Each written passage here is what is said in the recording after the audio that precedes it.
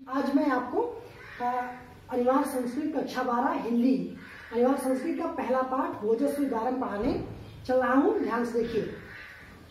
सबसे पहले अगर बात भोज की जाए तो आप जानते हैं कि दानशील न्यायी राजा हुआ करते थे। सबके लिए इनका जो राजद्वार था वो समान रूप से खुला रहता था। तो उन्हीं से संबंधित उन्हीं की दानशीलता को प्रदर्शित करने के लिए एक कहानी आपके चैप्टर में रखी गई है, आपके सिलेबस में। देखिए ध्यान से।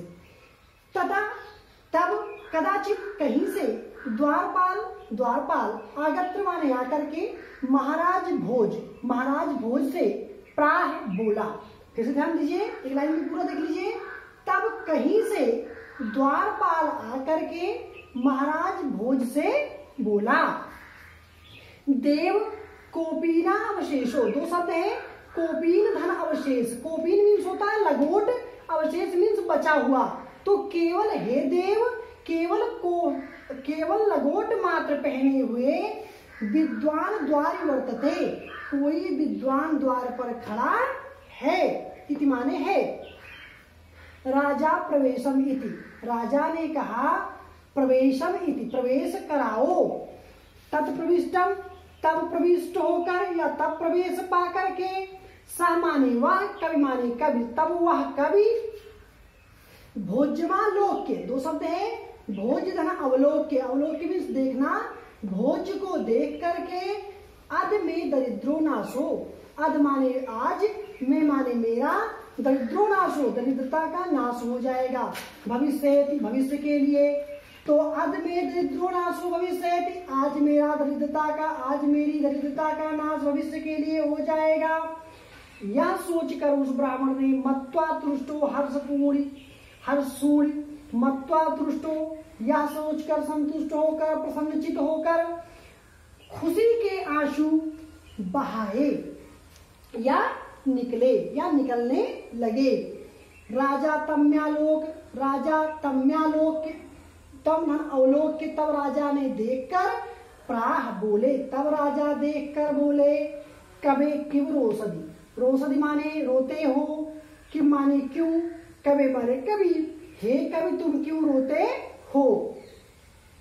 तब कबीराह ने कहा, या तब कवि ने कहा, राजन, हे राजन, अकर्णम मद गृह स्थितम।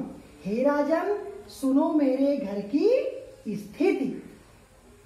अये लज्जानुचे पथिक वचन क्रमणा गृहिणी, शिष्यो करणात दान सुहिपिति दीन वदना।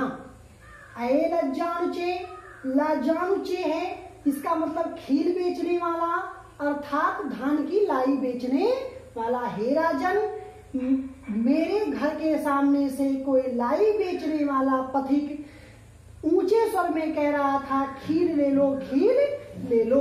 वचन क्रमणा गृहिणी, उसकी बातों को सुनकर मेरी पत्नी ने शिष्यों करणात एतान, शिष्यों वाले शिष्य अर्थात हमारे बच्चों के कर्णों में स्थान को, एतान माने प्रबंध पूर्वक, यत्न पूर्वक, स्वीकृत दीन वदना, बंद करते हुए दीनता से मेरी तरफ, दीन मुख वाली मेरी पत्नी ने दीनता से मुझे देखा।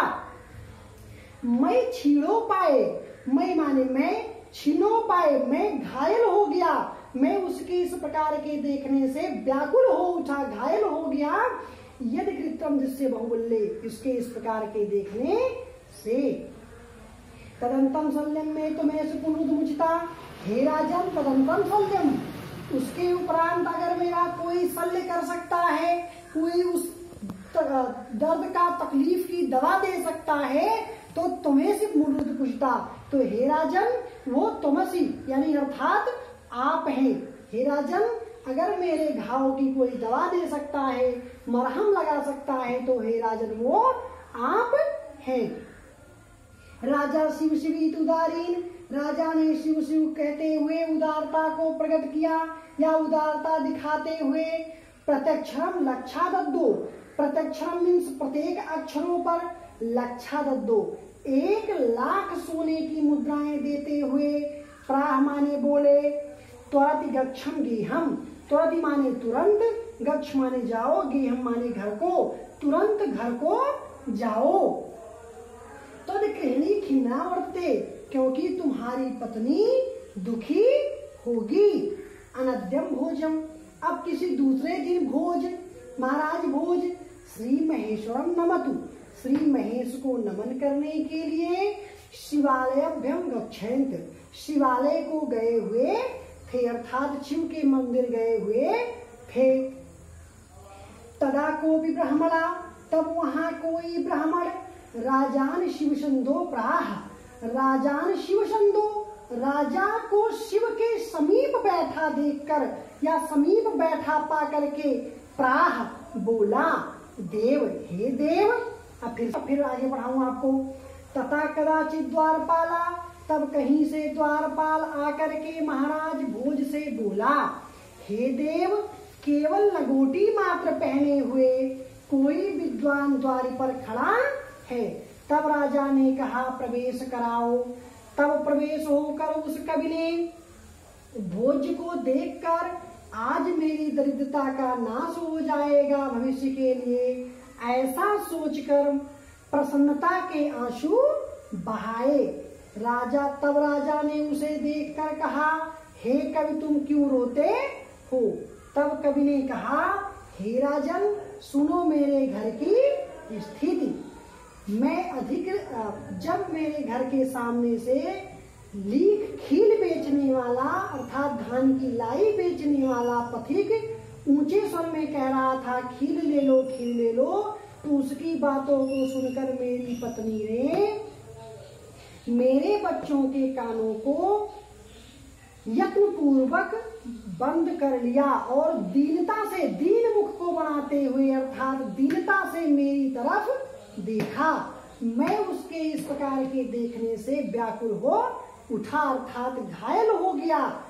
हे राजन, जिस घाव की दवा, अर्थात मेरे उस घाव में अगर कोई मरहम लगा सकता है, मुझे कोई ठीक कर सकता है, तो हे राजन आप हैं।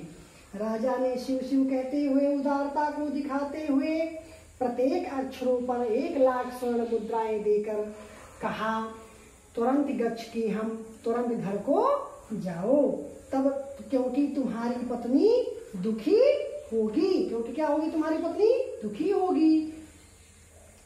अब किसी दूसरे दिन भोज श्री महेश को नमन करने के लिए शिवालय गए हुए थे। तब कोई ब्राह्मण राजा को शिव के समीप बैठा देखकर बोला, हे देव, अर्धदानवेनम गिरिजा प्राप्य अर्धा शिव हस्ताराम। अब उसने कहा, हे राजन सुनो, यहां से लीजिए, तो शिव हस्तायाम, इसका मतलब शिव का, अर्धदान वेरणम, अर्ध माने आधा, शिव का आधा, दान वेरणम, दानवों का बैरी, अर्थात भगवान विष्णु, दानवों का बैरी अर्थात भगवान विष्णु, तथा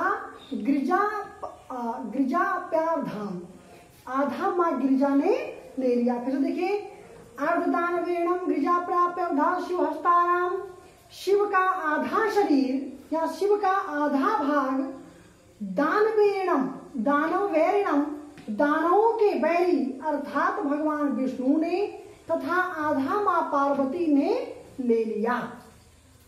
देवत्व जगत तल्ले पुराहर भावे समतुल्यति, देवत्व जगत तल्ले, उस देव का अर्थात उन महादेव का जगत के तल से, अर्थात जगत से, संसार से पुराहर भावे, पूरी तरह से विलुप्त हो जाने के कारण, समतुल्यति, समाप्त हो जाने के कारण, विलुप्त हो जाने के कारण, गंगा सागर अंबरम, गंगा चली गई सागर में, अंबर चला गया, अर्थात शशि चला गया अंबर में, और नाग चले गए रसातल में।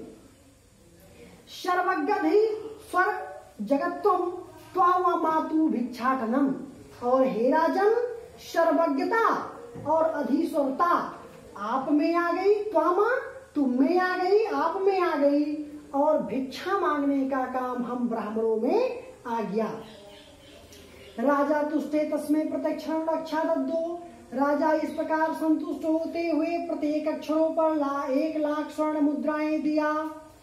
अनद्यम समुष्पृष्टा सीता प्राह, अनद्या किसी अन्य दिन समुपस्थिता अपने पास उपस्थित या पास में बैठी देवी सीता से बोले, हे देवी प्रभात वर्णम इति, हे देवी प्रभात का वर्णन करो। सीता प्राह, तब सीता बोली, हे राजन बिरल बिरला स्थूलताराम कला विलम सज्जनानाम, जिस प्रकार से सुबह होने पर भोर के समय तारे आसमान में उसी प्रकार दूर दूर दिखाई देते हैं, जिस प्रकार कला विलम सज्जनानाम, जिस प्रकार कलयुग में सज्जन दिखाई देते हैं।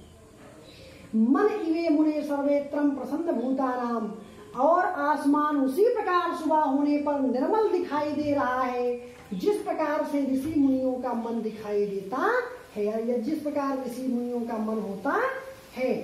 अब चरित्रा द्वंताराम चित्वा सामा दुर्जना, और जिस प्रकार से सुबह होने पर अंधकार समाप्त हो जाता है, या जिस प्रकार से सज्जनों के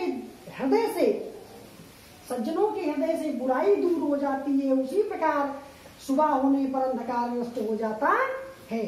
वज्रादि चा निशानिच्छर लक्ष्मी नामिका, और उस प्रकार से निशा माने रात्रि, रात्रि उसी प्रकार से सुबह होने पर बीत जाती है, जिस प्रकार से लक्ष्मी नामिका, जिस प्रकार से कर्महीन व्यक्ति का अर्थात असामर्थ्यवान व्यक्ति की लक्ष्मी चली जाती है। राजा तस्से लक्षण दत्वा, राजा ने इस प्रकार उन्हें 1 लाख स्वर्ण मुद्रा देते हुए कालिदास से बोले सखे तुमापि प्रभात वर्णमिति, हे सखे, हे मित्र, तुम प्रभात का वर्णन करो। तत्कवि कालिदास आपड़ा, तब कालिदास बोले, तब कालिदास ने कहा, अभूत प्रचारी पिंडा रसपति भी प्राप्त कनकम, हे राजन सुबह होने पर या सूर्य के निकलने पर पूर्व दिशा उसी प्रकार पीली हो गई है, जैसे प्राप्त कनकम, जैसे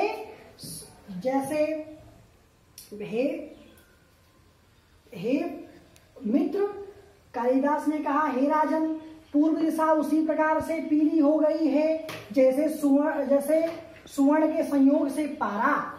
गत चंद्र बुद्ध जन्म युवा ग्राम दशामी, और चंद्रमा उसी प्रकार से फीका दिखाई देता है, क्रांतिहीन दिखाई देता है, जैसे मूर्खों की सभा में विद्वान।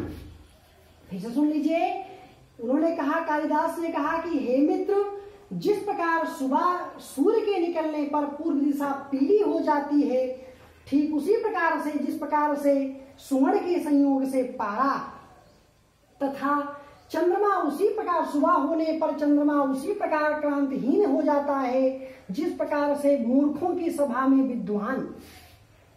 क्षण क्षीणस्त्राणाम निप्रयम इमानुपद्यमा, और क्षण क्षण अर्थात रात्रि जिस प्रकार से और तारे उसी प्रकार क्षण भर में उसी प्रकार क्षीण हो गए, जैसे आकर्मठ व्यक्ति या कर्महीन पुरुष की लक्ष्मी। ना दीपा राजन्ते द्रवित नाहमि गुणा, और दीपक सुबह होने पर दीपक उसी प्रकार से प्रकाश या उसी प्रकार से सम्मान नहीं पा सकता, जिस प्रकार से गरीब व्यक्ति के गुण। फिर से सुन लीजिए, मैंने कहा, कालिदास ने कहा कि हे राजन, जिस प्रकार से सुबह होने पर पूर्व दिशा पीली हो जाती है, जिस प्रकार से पीली हो जाती है जैसे स्वर्ण के संयोग से पारा, तथा चंद्रमा उसी प्रकार क्रांतिहीन हो जाता है जैसे कि मूर्खों की सभा में विद्वान। तारे क्षण भर में उसी प्रकार से नष्ट हो जाते हैं, दिखाई नहीं पड़ते, जैसे आकर्मठहीन राजा की लक्ष्मी। ना दीपा राजन्ते, और दीपक सुबह उसी प्रकार से सम्मान नहीं पा सकते, जिस प्रकार से गरीब व्यक्ति के गुण। तो राजा तिष्ठो तस्मै प्रत्यक्षम लक्षा दद्दो, इस प्रकार राजा उनसे बहुत संतुष्ट होकर के प्रत्येक अक्षर के ऊपर 1 लाख सोने की मुद्राएं दी। आशा करते हैं कि आपको वीडियो पूरी समझ में आई होगी। धन्यवाद।